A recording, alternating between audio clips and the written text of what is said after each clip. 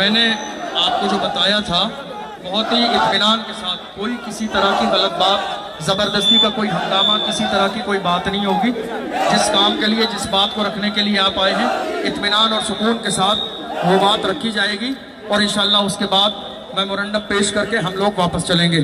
आपसे गुजारिश है थोड़ा सा आप बैठ जाइए। हम अपनी जिस बात को रखने के लिए आए हैं वो बात रख के फ़ौरन ही हम लोग यहाँ से निकलेंगे। आप बैठ जाइए, आपसे गुजारिश है आप बैठ जाइए, क्योंकि साउंड सिस्टम इधर ही है, फिर आगे नहीं जाएगा तो आगे दुश्वारी होगी। बस बैठ जाइए। जल्दी करें, जल्दी, जो जहां है, जहां जगह मिल रही वहीं बैठ जाए, सब अपनी जगह पे बैठ जाए।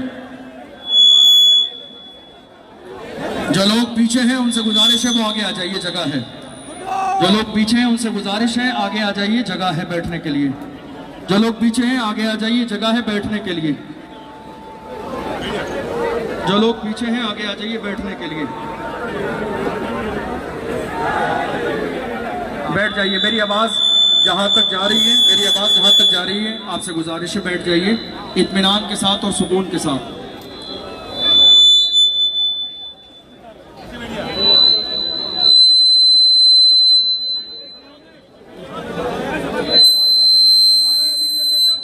बैठ जाइए आप लोग। इशारा किया जाया करें, इशारे में बैठा करें। बैठ जाइए, जहां तक मेरी आंख नजर लग रही है बैठ जाइए। एक बार में, एक दफा में बैठ जाइए।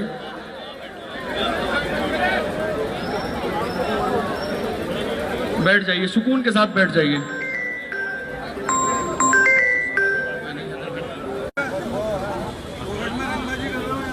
आज हमारे और आपके यहाँ आने का मकसद, आपके हमारे और यहाँ आने का जो मकसद है,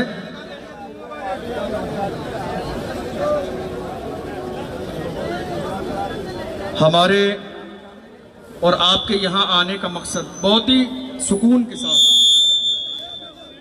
हमारे और आपके यहाँ आने का मकसद हज़रत मुफ्ती सलमान अज़हरी साहब क़िबला को मुंबई की सरज़मीन पर गिरफ्तार कर लिया गया और गिरफ्तारी की कोई ऐसी बड़ी वजह नज़र नहीं आई कि जिसकी बुनियाद पर उन्हें गिरफ्तार किया जाए। उन्होंने अपनी तकरीर के आखिर में एक शेर पढ़ा। शेर याद है आपको? क्या शेर है? क्या शेर है आप बताइए। कुछ देर की खामोशी है, कुछ देर की खामोशी है, कुछ देर की खामोशी है, आज कल हमारा, कल हमारा, कल हमारा। ये शेर मुफ्ती साहब ने पढ़ा। चूंकि हम जो आगे बात करने वाले हैं वो पता होना चाहिए कि क्या बात हो रही है। सुकून से बैठ जाइए, आपको नारा लगाने का मौका दिया जाएगा। ये शेर मैं आपको इसलिए पढ़ के बता रहा हूँ ताकि आपको ये पता चलना चाहिए कि हम यहाँ क्यों आए हैं। मुफ्ती साहब क़िबला ने गुजरात के शहर जूनागढ़ में ये शेर पढ़ा। उसके बाद वहाँ उनके खिलाफ FIR दर्ज कराई गई और मुंबई से मुफ्ती साहब क़िबला को अचानक से घर जाकर गिरफ्तार किया गया। और अगर इस शेर पर बात की जाए, समझने वाली बात यह है कि आज हम और आप सब जानते हैं सोशल मीडिया का दौर है, एडिटिंग का दौर है। चंद सेकंड का कोई जुमला सुनकर आम इंसान तो अपनी राय कायम कर सकता है, लेकिन क्या सिस्टम को एक मुख्तसर जुमला सुनकर राय कायम कर देनी चाहिए? क्या उसके लिए जांच नहीं होनी चाहिए? क्या उसके लिए तहकीक नहीं होनी चाहिए? क्या उसके लिए पूरा प्रोग्राम नहीं सुनना चाहिए? क्या उसके लिए पूरा बयान नहीं सुनना चाहिए? और बयान सुनने के बाद उस पूरे बयान को हमारे हिंदुस्तान के आईन के कानून के सामने रखा जाए कि वो बयान हिंदुस्तान के कानून के मुकाबले में सही है या गलत है।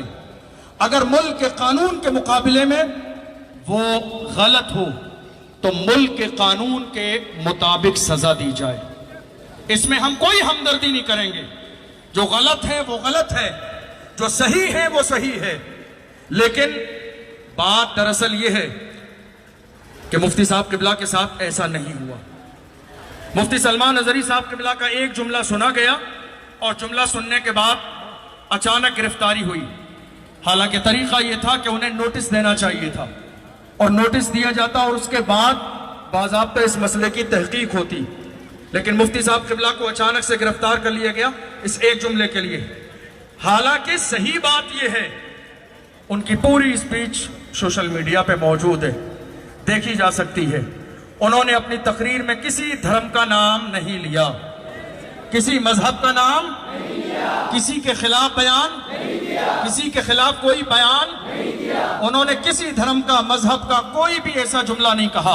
वो अपनी स्पीच मुकम्मल कर रहे थे, करते करते ये एक बहुत पुराना शेर है, बहुत पुराना शेर है जिसको पढ़कर उन्होंने अपनी तकरीर खत्म कर दी। और उससे पहले जैसा कि वीडियो में है, गालिबन वो इजराइल या फलस्तीन के मौजू पर बात कर रहे थे। अब गौर करने वाली बात है, अगर कोई यहाँ ये कहने लगे कुत्ते भौंक रहे हैं तो मैं तो बुरा नहीं मानूंगा, मैं बुरा मानूंगा? मैं इंसान हूं, मैं इंसान हूं, मुझसे नहीं कहा है, मुझसे तो कहा ही नहीं है, मैंने क्यों बुरा मानना है?